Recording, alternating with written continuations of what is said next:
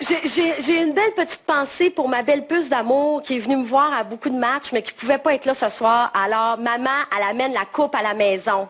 Je vais juste dire ça. Et bonjour, je vais faire une vidéo très spéciale aujourd'hui. J'en ai parlé sur, si vous avez vu mes dernières vidéos sur les séries Complicité 101 et Pires Impro, dans laquelle je voulais parler de la seconde génération de la LNI.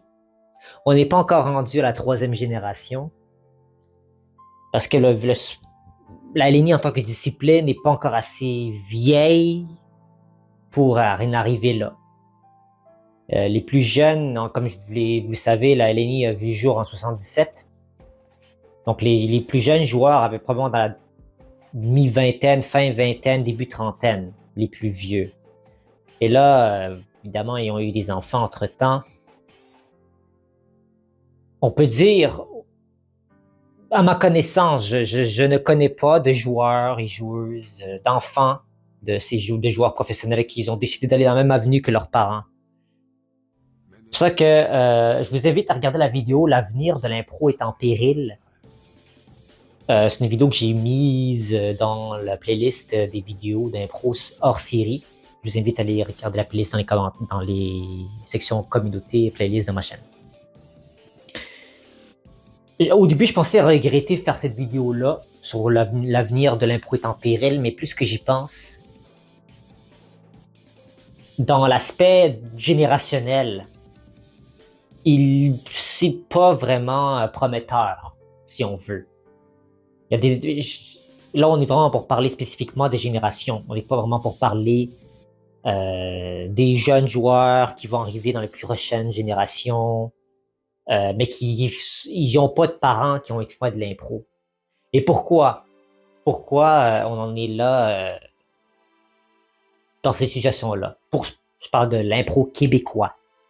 Ben, déjà parce que leurs parents ils sont déjà devenus connus. Pour eux, c'était un tremplin pour eux, l'improvisation, pour arriver à des postes en cinéma, en théâtre, en radio, en animation, toutes sortes de rôles au-delà de l'impro, parce que l'impro, bon, c'est bon pour commencer. C'est comme, bon, je fais encore un parallèle avec la lutte. Les gens qui me connaissent savent que j'aime bien la lutte. Beaucoup de lutteurs commencent en faisant de la lutte pour se diriger vers Hollywood et le cinéma après. C'est pas leur rêve ultime de rester et faire de la lutte. Il y a des gens qui adorent vraiment lutter toute leur vie, mais il y a d'autres gens qui disent non. Comme Dave Bautista, qui est à mon sens le meilleur lutteur devenu acteur que vous connaissez sûrement. Lui, il est super, il a montré son range en tant qu'acteur, puis il s'est vraiment amélioré. Puis depuis tout petit, il voulait absolument aller à Hollywood, puis il est arrivé très tard dans la business de la lutte. Et malgré tout, il a pu accomplir une excellente carrière, puis il va être probablement intronisé au Hall of Fame dans quelques années. Mais trêve de bavardage, revenons sur l'impro maintenant. Les enfants des improvisateurs, ils n'ont pas besoin d'aller dans cette avenue que leurs parents ont déjà pavée. They paved the way. Ils ont déjà tracé la ligne. Ils n'ont pas besoin d'aller dans cette avenue-là. À moins qu'ils sont vraiment, mais vraiment fans d'impro. Comme Pierre-Luc Funk, voilà. Ils vont pas aller là-dedans. Ils vont peut-être aller dans le cinéma où leurs parents sont allés dans la deuxième étape, vous comprenez. Ils n'ont pas ce besoin, en fait, de se faire connaître au niveau de la scène publique ou au Club Soda. C'est pas le Club Soda, c'est MTLUS, je pense. Ils n'ont pas besoin d'aller dans cette avenue-là. Fait que de ce point-là, je comprends pourquoi la majorité des regards. Les enfants de Réal Bossé, Sophie Caron, Salomé Corbeau, tout ça. Anaïs Favron. Et Vincent Bolduc ont un enfant aussi. Ça m'a surpris, mais ils ont un kid, mais j'ai pas entendu parler que leur enfant voulait faire de l'impro. Ça les intéressait pas autant. Puis, il y a peut-être... C'est pas juste le fait que les parents ont déjà tracé ce chemin, mais aussi le côté technologique. L'impro, c'est un petit peu comme le théâtre, en fait. C'est une sorte de théâtre vivant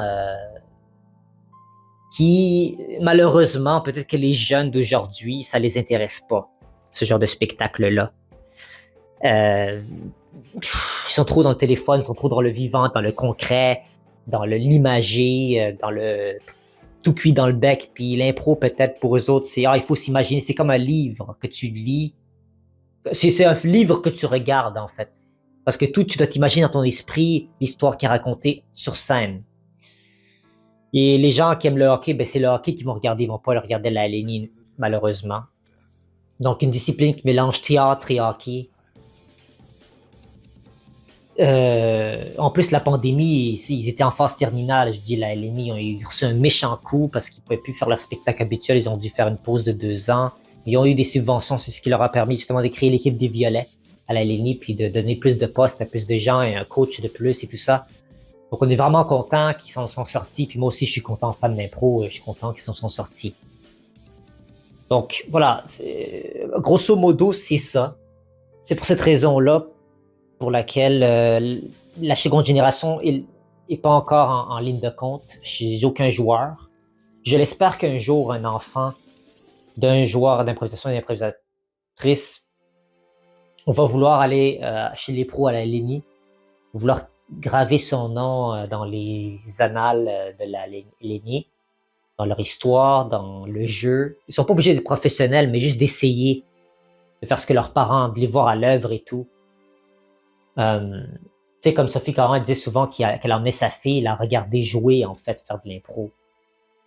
Back en 2010-2011, quand elle était petite, là. Donc aujourd'hui, elle doit être une adulte. Elle a rendu aujourd'hui, elle doit être une adulte, la fille de Sophie Caron. Donc elle est en masse. Il faut au moins avoir 18 ans pour jouer à la LNI. Donc je suis sûr que la majorité des enfants, ils ont déjà quasiment, ils sont 18 ans ou 20 ans, ou dans la jeune vingtaine. On les voit pas encore. Mais c'est correct. Chacun fait ses choix de carrière, et s'ils veulent pas faire de l'impro, c'est pas bien grave. Tu veux pas nécessairement transmettre ta passion à tes enfants. C'est un petit peu ironique que je dis ça quand moi-même, j'ai pas nécessairement voulu faire le choix de carrière que mes parents voulaient que je fasse. J'étais pas dans la même avenue du tout. Donc je comprends un peu très bien pourquoi ils veulent pas faire nécessairement la même chose. Ils veulent faire autre chose. Ou ils veulent juste peut-être une vie normale. Ils veulent pas être dans le plan des caméras. Ils veulent juste vivre une vie en privé, tranquille. Ce qui est correct aussi, c'est louable. Donc ça reste à voir ce qui va arriver dans le futur. Dans tous les cas, la Lénie, je pense pas qu'elle est prête d'être finie. Au contraire, elle continue de s'émanciper, des spectacles, après spectacle après spectacle. Ça continue de se faire, donc je suis vraiment content pour eux. Ils jouent à travers le monde. Là, ils sont justement une tournée internationale, si vous ne le saviez pas. Ils sont allés jouer justement en France. Pour les Français qui m'écoutent, ils vont dans différentes villes. Allez regarder sur leur site internet. Vous allez voir toutes les villes dans lesquelles ils vont jouer. Là, ils sont en Luxembourg. Là, ils sont appelés un peu à travers l'Europe. Ils sont allés au Luxembourg, en Belgique. Ils sont allés en Angleterre, en Italie. Ils sont un peu allés parcourir un peu partout l'Europe. Ça fait vraiment plaisir à voir. Moi-même, Sophie Caron les a rejoints en surprise. Ils s'attendaient pas en tout, c'est un coup de théâtre. Sophie Caron prétendait qu'elle allait rester ici au Québec, mais finalement, elle a décidé d'aller en Europe, en secret. Les rejoindre, c'est tellement cute. Donc voilà, j'ai fait déjà le tour de la prochaine génération d'impro. Si c'est possible ou pas. Pour l'instant, ça n'a pas l'air possible, ou ça n'a pas l'air d'être un projet qui est fait, mais peut-être dans 20 ans, justement, on va peut-être voir des enfants de la LNI voir le jour et commencer une legacy à ce niveau-là, de les lignées de famille qui vont faire de l'impro, devenir des bons joueurs ou bonnes joueuses d'impro. Donc, à suivre pour cette vidéo, peut-être. Cette vidéo, je vais l'épingler d'une certaine manière dans mon esprit et je vais y revenir peut-être dans 10 ans, 15 ans, 20 ans. Si je suis encore ici, je sais pas dans quel état le monde va être. Dans tous les cas, souvenez-vous de ces vidéos-là, revoyez-la plusieurs fois, puis vous pouvez me dire dans les commentaires s'il y a vraiment effectivement des enfants d'improvisateurs, improvisatrices qui font de l'impro, ils en ont fait un petit peu ou quoi que ce soit, parce que peut-être que je suis ignorant de cela, mais j'en ai pas vu. Faites-moi signe si c'est le cas. Donc, merci à vous d'avoir été de la partie. On se retrouve à très bientôt. J'ai une dernière vidéo prévue pour vous en lien avec la LNI cette semaine. Pour ce qui a trait, parce que j'attends les votes des sondages pour que je puisse savoir quelle vidéo je vais faire après. Ça va être sur la seconde partie de la saison de la LNI. Je vais commenter celle-ci de ce qu'il en est. Donc voilà, restez à l'affût parce que ça viendra bientôt. Au revoir.